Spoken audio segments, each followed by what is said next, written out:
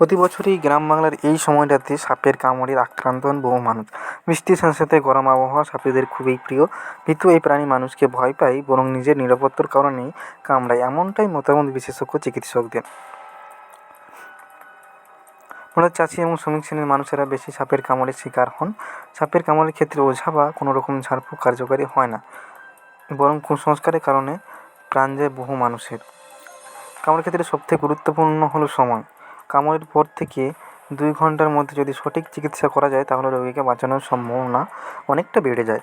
সাপের কামড়ের পর নিকটবর্তী যে কোনো স্বাস্থ্যকেন্দ্রে অথবা হাসপাতালে নিয়ে গিয়ে দ্রুত চিকিৎসা শুরু করাতে হবে। পাশাপাশি সতর্ক থাকতে হবে। বাড়িতে মজুদ রাখুন এই 5টি জিনিস। সাপ বাড়িতে ঢুকবে না।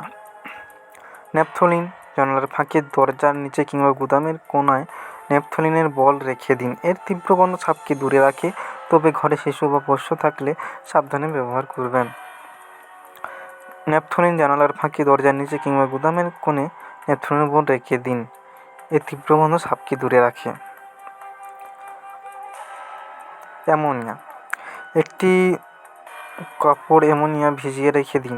সেটি পলিথিনে ভরে গর্তে, জানালার ধারে বা যেখানে সাপ ঢোকার সম্ভাবনা বেশি সেসব জায়গায় রেখে দিন। অ্যামোনিয়ার গন্ধ সাপ তাড়াতে সাহায্য করে। সাদা ভিনিগার ও নুন, একটি কাপড়ে ভিনিগার ও নুন মিশিয়ে ভিজিয়ে নিন, তারপর সেটি রেখে দিন জানালা, নালা বা জমা জলের জায়গায়। এর টক গন্ধ সাপকে কাছে আসতে দেয় না।